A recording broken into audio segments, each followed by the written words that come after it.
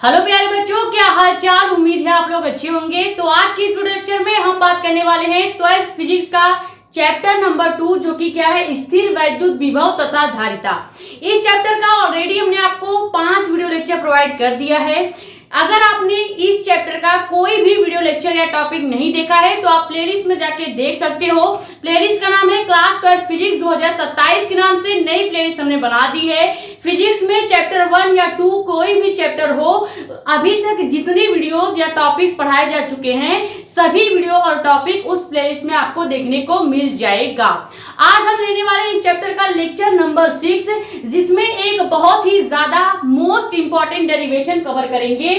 और ये derivation board exam में एक साल के अंतर पर हर बार पूछा जाता है। जैसे मान लो अगर 2022 में पूछा गया था तो 23 को छोड़कर 24 में ये डेरिवेशन किसी न किसी सेट में फिर से देखने को मिला है। और इस डेरिवेशन से सबसे ज्यादा न्यूमेरिकल बनाए जाते हैं। इसमें 2 फॉर्मूले आप निकालेंगे और उन दोनों फॉर्मूले को आपको याद रखना है, क्योंकि उसी फॉर्मूले से ज्यादातर न्यूमेरिकल बनाए जाएंगे। ये डेरिवेशन समझने के लिए आपको सबसे पहले चैप्टर नंबर 1 का एक डेरिवेशन या टॉपिक आना चाहिए, जिसमें हमने आपको बताया था बल आघूर्ण टाउ को निकालने का प्रॉपर जो डेरिवेशन हमने आपको कराया था। अगर वो डेरिवेशन आपको आता होगा तो ये वाला डेरिवेशन भी आपको समझ में आ जाएगा, क्योंकि उस डेरिवेशन में हमने जो डायग्राम बल आघूर्ण टाउ को निकालने के लिए बनाया था, सेम वही डायग्राम आज के भी डेरिवेशन में बनाना है। और यहाँ पे बल आघूर्ण टाउ का फॉर्मूला भी यूज किया जाएगा, क्योंकि आपको पता होगा जब कभी भी कार्य निकालने को बोला जाता है, वर्क निकालने को बोला जाता है, तो उसके लिए हमें फोर्स की जरूरत पड़ती है, बल की जरूरत पड़ती है। तो यहाँ पे जो बल हम लगाएंगे वो होगा बल आघूर्ण टाउ। ठीक है, इसीलिए हम बोल रहे हैं कि सबसे पहले चैप्टर नंबर 1 का बल आघूर्ण निकालने वाला जो पूरा डेरिवेशन है वो सीख के आइए, तब आपको पता चलेगा कि उस वाले डेरिवेशन में और आज की इस डेरिवेशन में क्या डिफरेंस है, क्या अंतर है। ठीक है, डेरिवेशन का नाम क्या है, एक समान वैद्युत क्षेत्र में द्विध्रुव को यानी कि डाइपोल को घुमाने में किया गया कार्य आपको निकालना है। ठीक है, अब डेरिवेशन को स्टार्ट करेंगे, लेकिन उससे पहले अगर आप हमारे चैनल पर नए हैं तो चैनल को सब्सक्राइब कर दो, ताकि ऐसी ही इंफॉर्मेटिव और इंपॉर्टेंट वीडियोस आपके पास आती रहे। ठीक है, ज्यादा से ज्यादा वीडियो कर दो शेयर, ताकि और भी लोग जुड़ जाएं। बाकी अपने कमेंट से डाउट आप यहाँ पे, या हमारा इंस्टाग्राम आईडी भी है मेडिको एस्पायर साक्षी मिश्रा के नाम से, वहां पे भी अपने डाउट्स पूछ सकते हैं। ठीक है, देखो डेरिवेशन में सबसे पहले हमको करने को क्या बोला है, डेरिवेशन का नाम ही है कि आपको एक समान वैद्युत क्षेत्र रखना है। सबसे पहले हम क्या करेंगे, तो सबसे पहले हम मान लेते हैं कि एक समान वैद्युत क्षेत्र हमने यहां पर बना लिया। ठीक है, इस तरह से वैद्युत क्षेत्र को एरो के साथ रिप्रेजेंट किया जाता है। ठीक है, तो ये हमने क्या बना लिया है, एक समान वैद्युत क्षेत्र ई मान लिया है। ठीक है, अब इसी एक समान वैद्युत क्षेत्र ई में आपको द्विध्रुव को घुमाने में किया गया कार्य निकालना है। तो द्विध्रुव घूमेगा तब जब हम यहाँ पे द्विध्रुव वैद्युत क्षेत्र में मानेंगे। तो यहाँ पे हम क्या कर लेते हैं, मान लेते हैं कि ये जो एक समान क्यों बोला जाता है, क्योंकि सभी वैद्युत क्षेत्र के जो ये सभी एरो दिख रहे हैं वो सभी एक दिशा में है, इसीलिए इन सभी को हम क्या कहते हैं, एक समान वैद्युत क्षेत्र कहेंगे। अब इसी एक समान वैद्युत क्षेत्र में हम मान लेते हैं एक द्विध्रुव को हमने इस प्रकार रखा है। ठीक है, एक द्विध्रुव ए और बी को, ये हमारा द्विध्रुव क्या हो गया, ए, और यहाँ पे पॉइंट बी हमने बना लिया। ठीक है, तो मान लेते हैं एक समान वैद्युत क्षेत्र ई में हमने क्या किया है, थीटा कोण बनाते हुए एक समान वैद्युत क्षेत्र ए और बी को रख दिया है। यहां तक समझ में आया। अब हमको क्या करना है, ये जो एक समान वैद्युत क्षेत्र ए और बी बनाया है हमने, हम मान लेते हैं कि पॉइंट ए पर हम माइनस क्यू आवेश रख लेते हैं और पॉइंट बी पर हम प्लस क्यू आवेश मान लेते हैं, क्योंकि हमने पहले ही बता रखा है कि जो भी द्विध्रुव आघूर्ण होता है, जो भी द्विध्रुव होता है, डाइपोल होता है, पहली बात तो उसको ए और बी से रिप्रेजेंट किया जाएगा, और हमेशा जब भी द्विध्रुव मानेंगे तो उस पे कोई ना कोई हमको चार्ज रखना पड़ता है। और द्विध्रुव का मतलब ही क्या होता है, एक समान लेकिन विपरीत प्रकार के आवेश। ठीक है, समान परिमाण, दोनों का परिमाण समान होगा लेकिन क्या होंगे, विपरीत होंगे। जैसे ए पॉइंट पे माइनस चार्ज का आवेश दिख रहा है और बी पॉइंट पे प्लस चार्ज का आवेश दिख रहा है। यहां तक समझ में आ गया। अब यही जो डायग्राम में आप देख रहे हैं, यही आपको इसके बारे में लिखना होगा। तो सबसे पहले हमने क्या किया था, हमने सबसे पहले एक समान वैद्युत क्षेत्र बनाया था। तो लिखेंगे क्या, एक समान, माना एक समान वैद्युत द्विध्रुव ए बी को, एक समान वैद्युत द्विध्रुव ए बी को एक समान वैद्युत क्षेत्र ई में थीटा कोण पर रखा गया है। यानी एक वैद्युत द्विध्रुव हमने ए बी लिया है, उसको एक समान इलेक्ट्रिक फील्ड में थीटा कोण पे हमने रख दिया है। यहां तक समझ में आ गया। उसके बाद हमने क्या किया है, यहाँ पे हमने माइनस क्यू और प्लस क्यू आवेश से माना है कि ये द्विध्रुव बना गया है। ठीक है, तो लिखेंगे क्या, लिखेंगे कि द्विध्रुव क्रमशः माइनस क्यू तथा प्लस क्यू आवेश से मिलकर बना है। यानी ये जो पूरा इलेक्ट्रिक डायपोल यहाँ पे हमने लिया है, ये माइनस और प्लस चार्ज से मिलके बना हुआ है। यहां तक समझ में आ गया। आगे क्या लिखेंगे, लिखेंगे अतः द्विध्रुव ए बी को घुमाने में किया गया कार्य हमको ज्ञात करना है। यहां तक आपको क्लियर होना चाहिए। अब सबसे पहले हम क्या करेंगे, जब आपको कार्य निकालने को बोलेगा तो आपको हमेशा वर्क का फॉर्मूला आना चाहिए। कार्य का फॉर्मूला क्या होता है, कैपिटल W इक्वल टू लगने वाला बल और बल की दिशा में विस्थापन, यही होता है। अब यहाँ पे लगने वाला बल क्या होगा, हम निकालेंगे वैद्युत द्विध्रुव। ठीक है, लिखेंगे क्या, वैद्युत द्विध्रुव पर लगने वाला बल आघूर्ण निकालेंगे। बल आघूर्ण इसलिए निकालेंगे क्योंकि हमें बल की जरूरत पड़ेगी कार्य के फॉर्मूले में। तो कार्य के फॉर्मूले में हमको बल रखना पड़ेगा, इसीलिए सबसे पहले इस पूरे डायग्राम से हम निकाल लेते हैं इस द्विध्रुव को घुमाने में किया गया, कह सकते हैं कि इस द्विध्रुव पर लगने वाला बल आघूर्ण सबसे पहले निकालेंगे। तो आप लिखेंगे क्या कि वैद्युत द्विध्रुव पर लगने वाला, ठीक है, वैद्युत द्विध्रुव पर लगने वाला बल आघूर्ण क्या होता है, बल आघूर्ण क्या होता है।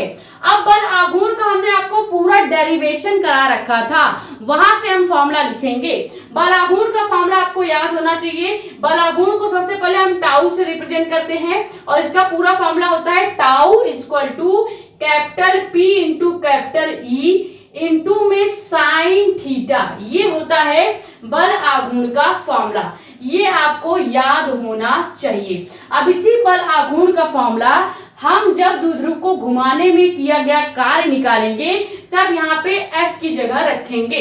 समझ में आ गया। अब आपको क्या करना है, हम मान लेते हैं कि ये जो द्विध्रुव हमने A और B मान रखा है, इसको हम थोड़ा सा घुमाते हैं। ठीक है, तो द्विध्रुव A और B को अगर हम थोड़ा सा घुमा दें तो क्या ये इस तरह से घूम जाएगा। ठीक है, मतलब पहले द्विध्रुव कैसे था, पहले द्विध्रुव बिल्कुल ऐसे था। अब मान लेते हैं कि इस द्विध्रुव को A और B जो द्विध्रुव है इसको हम थोड़ा सा इस तरह से घुमा रहे हैं। तो जब थोड़ा सा घुमाएंगे तो यहाँ भी एक कोण बनेगा। ठीक है, एक कोण बनेगा और ये कोण हम मान लेते हैं D थीटा बनता है और इस D थीटा को हम नाम क्या देंगे, सूक्ष्मतम कोण कहेंगे। ठीक है, सूक्ष्मतम कोण कहेंगे। सूक्ष्मतम कोण क्यों कहा जा रहा है, क्योंकि हम द्विध्रुव को थोड़ा सा घुमा रहे हैं। ठीक है, अब पहली बार हम क्या करेंगे, अब जब हमने बल आघूर्ण निकाल लिया है, बल का मान निकाल लिया है, तो अब हमको चाहिए विस्थापन का मान। ठीक है, विस्थापन का मान चाहिए क्योंकि फॉर्मूले में F तो हम रख देंगे लेकिन विस्थापन क्या रखेंगे। अब वही विस्थापन रखने के लिए हमने इस द्विध्रुव को घुमाया है। तो जब भी द्विध्रुव को घुमाएंगे यानी विस्थापित करेंगे तो यहाँ पे एक और कोण बनेगा और ये कोण क्या होगा, विस्थापन कोण के नाम से जाना जाएगा या सूक्ष्मतम कोण के नाम से जाना जाएगा। ठीक है, तो ये D थीटा कैसे बना आपको पता चल गया। हमने द्विध्रुव AB को अगर थोड़ा सा घुमा दिया है तो यहाँ पे A डैश और B डैश बन जाएगा। A डैश और B डैश और A और B के बीच एक कोण बनेगा जो कि होगा D थीटा। यहां तक क्लियर हो गया। तो ये पहले डायग्राम और उसका एक्सप्लेनेशन और साथ ही साथ वैद्युत द्विध्रुव पर लगने वाला बल आघूर्ण टाउ जो हमने निकाला है, यहां तक पहले स्क्रीनशॉट कर लीजिए। फिर हम निकालेंगे इस द्विध्रुव AB को घुमाने में किया गया कार्य क्या होगा।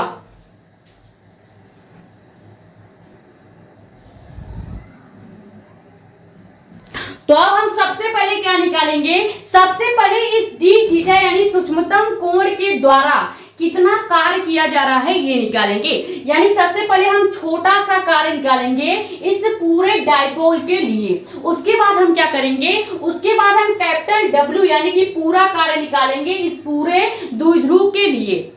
सीधे सीधे ये मतलब है कि जब हम डायपोल को यानी AB को घुमाएंगे तो पहली बार हमने इसको थोड़ा सा घुमाया है, थोड़ा सा विस्थापित किया है। जब हम कोई भी काम थोड़ा सा करते हैं तो उसके आगे D लगा देते हैं। जैसे यहाँ पे जब हम विस्थापन थोड़ा सा करेंगे तो यहाँ पे कोण भी छोटा सा बनेगा, थोड़ा सा बनेगा। तो जब छोटा कोण बनेगा तो छोटे कोण को, नॉर्मली कोण को हम थीटा से दर्शाते हैं, लेकिन अगर कोण छोटा बन रहा है तो इसको डी थीटा या डेल्टा थीटा भी लिखा जा सकता है। ठीक है, तो यहाँ पे डी थीटा जो हमने विस्थापन किया है, इसी विस्थापन को लेकर सबसे पहले हम द्विध्रुव पर लगने वाला कार्य निकालेंगे। ठीक है, तो लिखेंगे क्या कि द्विध्रुव के या द्विध्रुव को, ठीक है, द्विध्रुव को सूक्ष्मतम कोण डी थीटा तक, ठीक है, द्विध्रुव को सूक्ष्मतम कोण डी थीटा तक विस्थापित करने में किया गया कार्य। ठीक है, किया गया कार्य। अब जब हम छोटा सा विस्थापन कर रहे हैं, याद रखिएगा, जब आप छोटा सा विस्थापन करते हैं तो कार्य भी छोटा सा ही बनेगा। यानी यहाँ पे हम पहले कैपिटल डब्ल्यू नहीं निकालेंगे, पहले हम निकालेंगे डी डब्ल्यू का मान। अब डी डब्ल्यू का मान कैसे निकलेगा, डी डब्ल्यू का मान निकालने के लिए आपको कार्य का यही फॉर्मूला लगाना पड़ेगा। अब कार्य का फॉर्मूला हमने आपको पहले ही बता दिया है, फोर्स इंटू फोर्स की दिशा में लगने वाला विस्थापन होता है। अब ध्यान से देखिए, यहाँ पे हमने फोर्स क्या मान रखा था, हमने यहाँ पे अभी बल क्या निकाला है, बलाघूर्ण निकाला है। क्योंकि यहाँ पे पूरा जो डायपोल है, डायपोल पर बल नहीं लगेगा, बल्कि इस पूरे डायपोल पर लगने वाला बल जो होगा वो बल आघूर्ण होगा। ठीक है, तो यहाँ पे हम फॉर्मूला क्या बनाएंगे, यहाँ पे फॉर्मूला वर्क का W equal to F into S होता है। अब अगर हमको DW बनाना होगा यानी छोटा कार्य बनाना होगा तो इसी W के आगे हम D लिख देंगे और ये कैपिटल W वैसे ही रहेगा। अब इसको हम सूक्ष्मतम कार्य या छोटा कार्य पढ़ सकते हैं। यहां तक समझ में आया। इज इक्वल टू लगाएंगे, F की जगह पे अभी हमने टाउ का मान निकाला था तो यहाँ पे F की जगह टाउ रख देना है। ठीक है, अब विस्थापन हमने कितना किया है, ध्यान से देखिए, यहाँ पे क्या लिखा है, द्विध्रुव को सूक्ष्मतम कोण डी थीटा तक विस्थापित करने पर, यानी विस्थापन कितना है, तो जहां पे S लिखा है यहाँ पे हम डी थीटा लिख देंगे, क्योंकि हम कितना विस्थापित कर रहे हैं, हम डी थीटा कोण तक विस्थापित कर रहे हैं। ये क्लियर हुआ। यहां से हमने फॉर्मूला बना लिया सूक्ष्मतम कार्य का। अब जब सूक्ष्मतम कार्य का फॉर्मूला बना लेंगे तो इसमें आपको कुछ नहीं करना है, केवल जो बल आघूर्ण टाउ का फॉर्मूला था वो फॉर्मूला रख देना है। तो आपका द्विध्रुव को सूक्ष्मतम कोण तक घुमाने में किया गया जो कार्य होगा वो निकल जाएगा। ठीक है, तो यहाँ पे अगर हम टाउ का मान रखेंगे तो क्या हो जाएगा, D W equal to tau का पूरा मान क्या था, पी इंटू साइन थीटा था। ठीक है, ये टाउ का पूरा मान था। अब इसका गुणा हम कर देंगे किसके साथ, डी थीटा के साथ कर देंगे और ये जो फॉर्मूला बनेगा ये आपका सूक्ष्मतम कार्य का फॉर्मूला हो जाएगा। सूक्ष्मतम कार्य का फॉर्मूला किसके लिए, इस द्विध्रुव को जब छोटा सा विस्थापित किया जाएगा, यानी पहले ऐसे था, इसको मैंने थोड़ा सा इस तरह से हिला दिया है तो यहाँ पे एक नया कोण बन गया, नया विस्थापन बन गया और वो नया विस्थापन होगा सूक्ष्मतम विस्थापन डी थीटा। अब पहले हम इस छोटे से विस्थापन के लिए क्या निकाल रहे थे, कार्य निकाल रहे थे, तो इसको हमने DW नाम दे दिया। अब जैसे ही छोटे से विस्थापन के लिए कार्य निकल जाएगा तब हम निकालेंगे इस पूरे बड़े वाले कोण के लिए W यानी कार्य का मान। ठीक है, ये समझ में आया। सबसे पहले आपको निकालना होता है बलाघूर्ण टाउ का फॉर्मूला, उसके बाद आप निकालते हैं इस छोटे से विस्थापन के कारण लगने वाला कार्य का फॉर्मूला, फिर आप निकालेंगे इस पूरे विस्थापन के कारण लगने वाला कार्य का फॉर्मूला। ठीक है, तो अब आप आगे क्या लिखेंगे, पहले यहाँ तक स्क्रीनशॉट कर लीजिए, फिर हम देखते हैं कि पूरे द्विध्रुव को घुमाने में किया गया कार्य क्या होगा, यानी कैपिटल W का फॉर्मूला क्या बनेगा।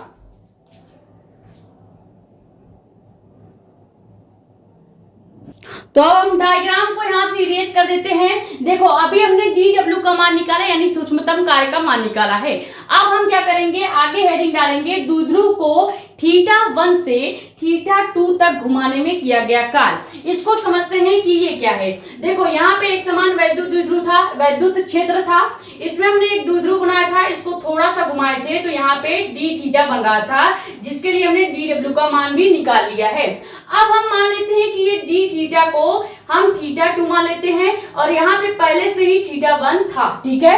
तो अब θ1 से θ2 तक घुमाने में किया गया जो कार्य होगा, पूरा जो कार्य होगा, कैपिटल W का जो मान होगा वो हमको निकालना है, ठीक है।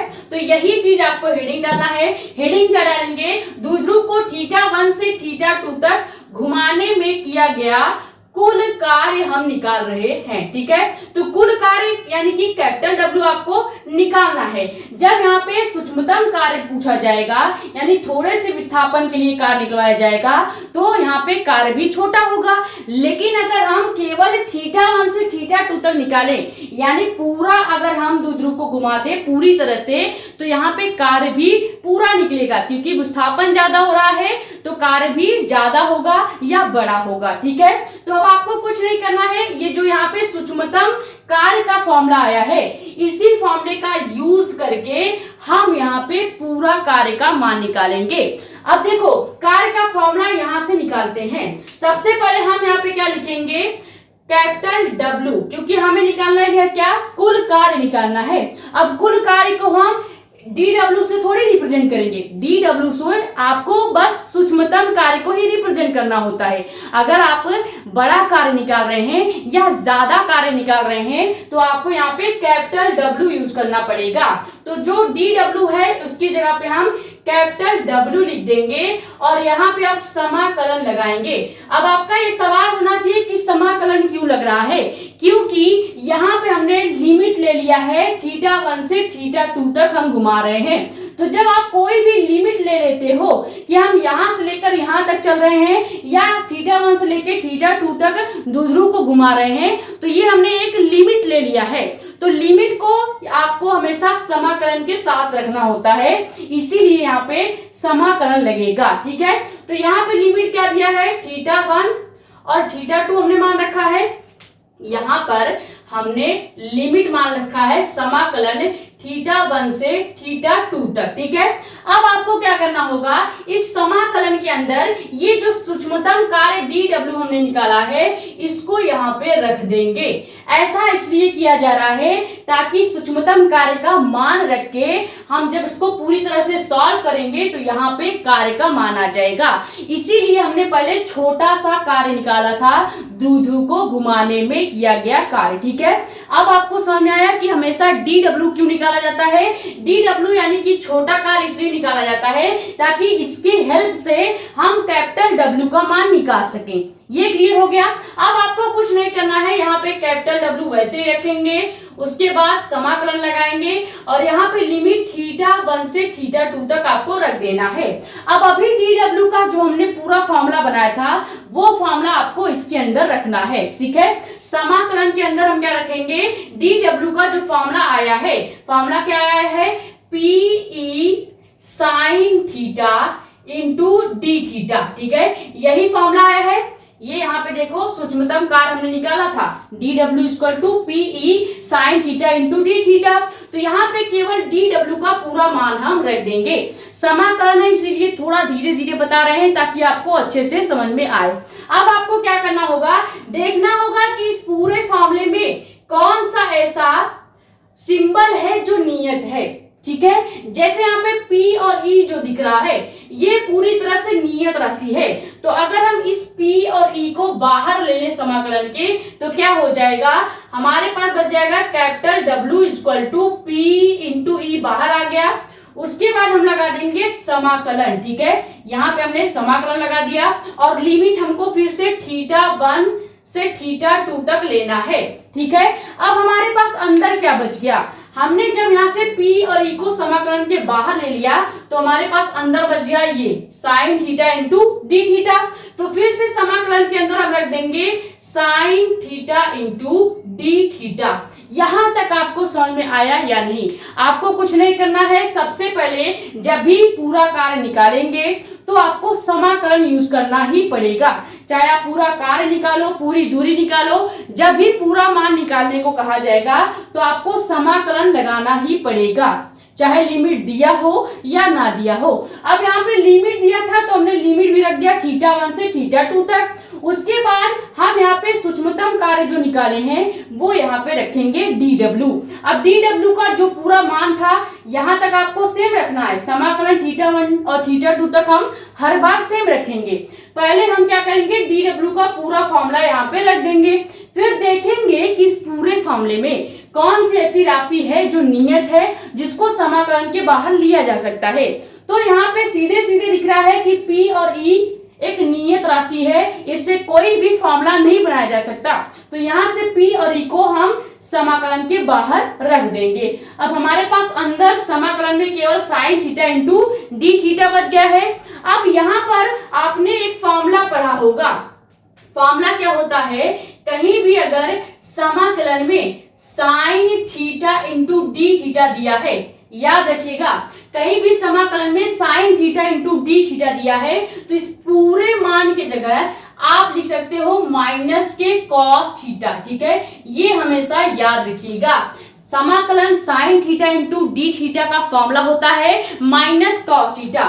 तो अगर इस फॉर्मूले को हम यहाँ पर अप्लाई करेंगे तो हमारा यहाँ पे वर्ग का फॉर्मूला क्या बन जाएगा, वर्ग का फॉर्मूला बन जाएगा W इक्वल टू PE, ये वैसे ही रहेगा। और यहाँ पे अब ये जो समाकलन है ये हट जाएगा और यहाँ पे ब्रैकेट लग जाएगा। ठीक है, ब्रैकेट लगा के हम माइनस cos θ रख देंगे और जो लिमिट है वो पीछे लगा दिया जाएगा यहाँ पे θ1 इंटू θ2। ये समझ में आ गया, हमने कुछ नहीं किया है, बस यहाँ पे sin θ इंटू डी थीटा का जो फॉर्मूला होता है वो लगाएंगे तो इस पूरे की जगह हम माइनस cos θ लिख सकते हैं। अब जैसे ही हम यहाँ पे माइनस cos θ का मान रखेंगे तो ये समाकलन हट जाएगा और समाकलन हटाने के लिए ही यहाँ पे हमने फॉर्मूला लगाया है। ठीक है, तो जब यहाँ पे cos θ का मान रखेंगे तो PE के बाद आपको बड़ा ब्रैकेट लगाना पड़ेगा और cos का मान माइनस में है जिसको माइनस cos θ वैसे ही रखेंगे और जो यहाँ पे लिमिट θ1 से θ2 था इसको उठा के हम पीछे कर देंगे। ठीक है, यहाँ तक समझ में आया या नहीं? अब आपको कुछ नहीं करना है, हम क्या करेंगे अगले स्टेप में, ये जो माइनस के cos है इसको हम प्लस का cos बनाएंगे। क्यों? क्योंकि ये माइनस भी हम नियत राशि मानते हैं और इसको भी P और E के आगे कर देना है, यानी इस माइनस को भी हम बाहर ले लेंगे P और E के आगे। तो यहाँ से वर्ग का फॉर्मूला क्या हो जाएगा, पहले यहाँ तक स्क्रीनशॉट कीजिए फिर आगे लिखते हैं क्योंकि यहाँ पे जगह नहीं है। ठीक है,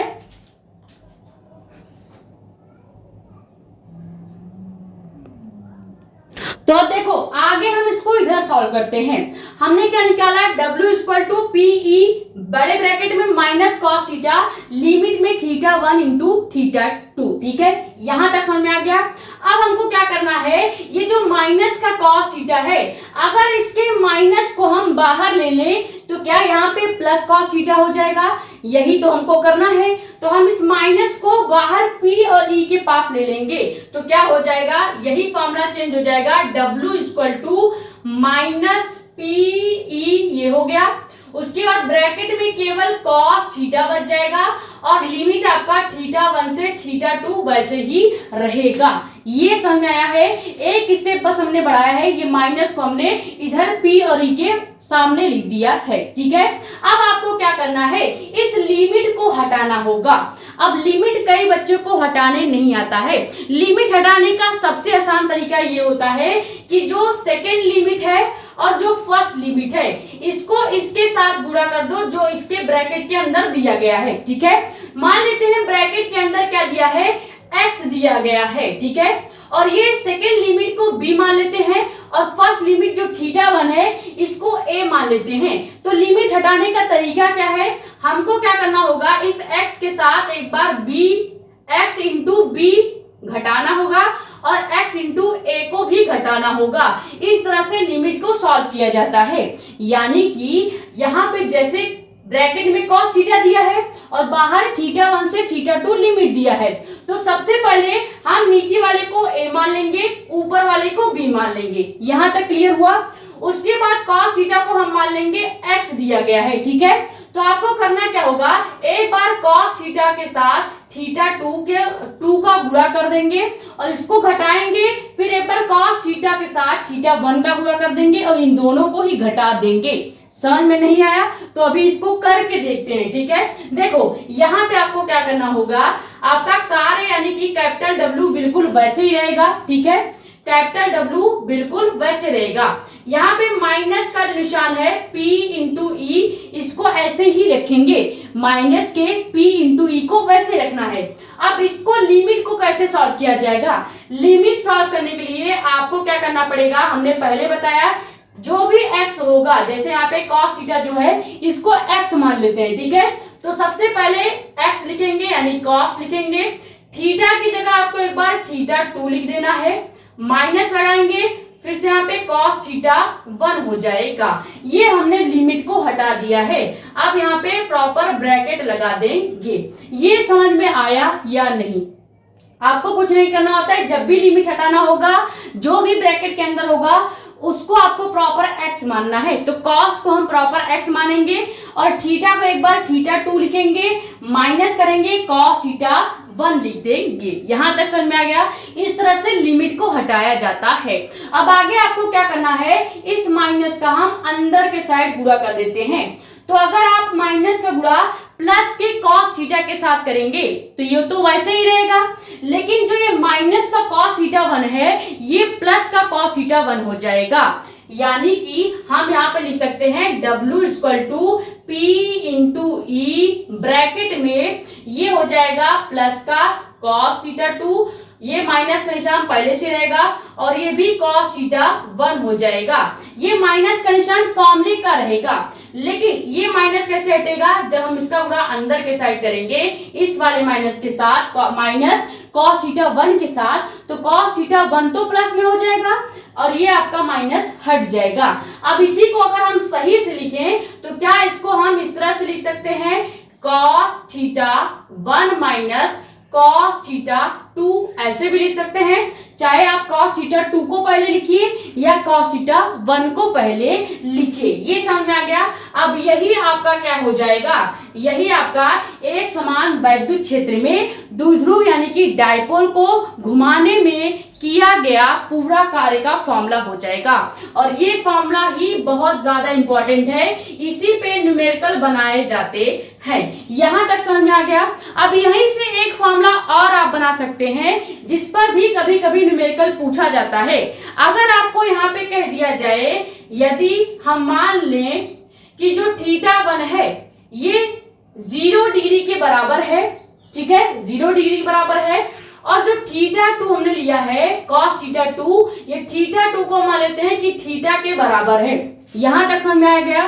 तो अगर हम θ1 को 0 डिग्री मान लें और θ2 को थीटा के बराबर मान लें, तब ये फॉर्मूला कैसे चेंज हो जाएगा? अब ये फॉर्मूला चेंज हो जाएगा, W इक्वल टू PE आपका वैसे रहेगा। यहाँ पे cos θ1 की जगह हम cos 0 डिग्री लिख देंगे, क्योंकि अभी हमने बोला है कि θ1 को हम 0 डिग्री मान रहे हैं और θ2 को हम थीटा के बराबर मान रहे हैं। तो यहाँ पे cos वैसे रहेगा, θ1 की जगह आपको 0 डिग्री रखना है एक बार, फिर माइनस फॉर्मूले का लगाएंगे, cos θ2 दिया गया है तो cos को आपको सेम रखना है, θ2 की जगह आपकी बार आपको थीटा रख देना है।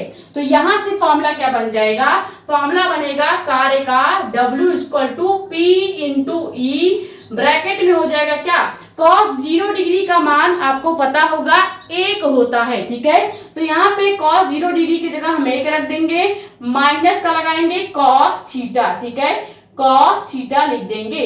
ये आपका दूसरा फॉर्मूला बन जाएगा द्विध्रुव को घुमाने के लिए कार्य का दूसरा फॉर्मूला। ठीक है, ये फॉर्मूला तब यूज होगा जब आपको थीटा का मान 0 डिग्री दिया जाए न्यूमेरिकल में और थीटा 2 की जगह कोई और मान थीटा करके दे दिया जाए। ठीक है, यानी थीटा 1 और थीटा 2 दोनों का अगर न्यूमेरिकल में मान दिया जाएगा तब ये फॉर्मूला कार्य का आप लगाएंगे। इसी को कभी कभी साम्यावस्था से थीटा तक भी कहा जाता है। ठीक है, तो आप यहाँ पे यदि थीटा 1 से लेके 0 डिग्री या थीटा 2 को थीटा के बराबर मान सकते हैं, या आप इसी को लिख सकते हैं कि यदि साम्यावस्था यानी कि 0 से थीटा तक कहा जाए तब भी फॉर्मूला यही आएगा। क्योंकि डेरिवेशन दो प्रकार से आपसे पूछा जा सकता है।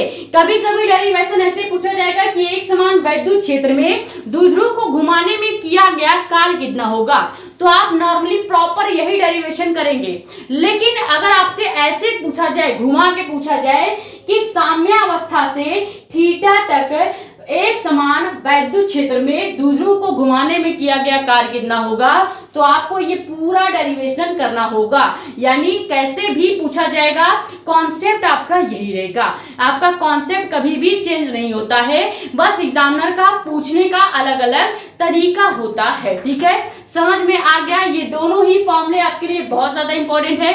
अगर हम न्यूमेरिकल के हिसाब से बात करें तो पहला फॉर्मूले से ज्यादा न्यूमेरिकल बनते हैं। सेकंड फॉर्मूले में जब थीटा 1 और थीटा 2 का मान दिया गया होगा तब आप कार्य का ये फॉर्मूला लगाएंगे। ये समझ में आ गया है। तो ये हो गया प्रॉपर डेरिवेशन, हमने कंप्लीट करा दिया है, जिसमें हमने समझा कि एक समान वैद्युत क्षेत्र में द्विध्रुव को घुमाने में किया गया पूरा कार्य का फॉर्मूला क्या हो जाएगा। ये दोनों फॉर्मूले फिर से बोल रहे हैं बहुत ही ज्यादा इंपॉर्टेंट है। ठीक है, तो आई होप ये वीडियो लेक्चर आपके लिए हेल्पफुल रहा होगा। हमने बहुत ही डीप में पूरा समाकलन आपको समझाने की कोशिश की है, एक एक स्टेप आपको बताया है। अब आपको क्या करना है, एक बार ये डेरिवेशन अपने नोटबुक में बिना देखे आपको खुद करना है। क्योंकि कितनी भी बार मैं यहाँ पे समाकलन समझा दूंगी, जब तक आप समाकलन को स्टेप वाइज खुद नहीं लगाएंगे तब तक आपको क्लियर नहीं होगा। ठीक है, वीडियो पसंद आई हो तो वीडियो को लाइक कर दीजिएगा, नए हो तो चैनल को सब्सक्राइब कर देना ताकि ऐसी ही इंफॉर्मेटिव और इंपॉर्टेंट वीडियोस आपके पास आती रहे। ज्यादा से ज्यादा वीडियो कर दो शेयर ताकि और भी लोग जुड़ जाएं। बाकी अपने कमेंट्स से डाउट आप यहाँ पे या हमारा इंस्टाग्राम आईडी भी है मेडिको एस्पायरेंट साक्षी मिश्रा के नाम से, वहां पे भी अपने डाउट्स पूछ सकते हैं। ठीक है, स्क्रीनशॉट कर लीजिए। मिलते हैं नेक्स्ट वीडियो में। Thank you so much.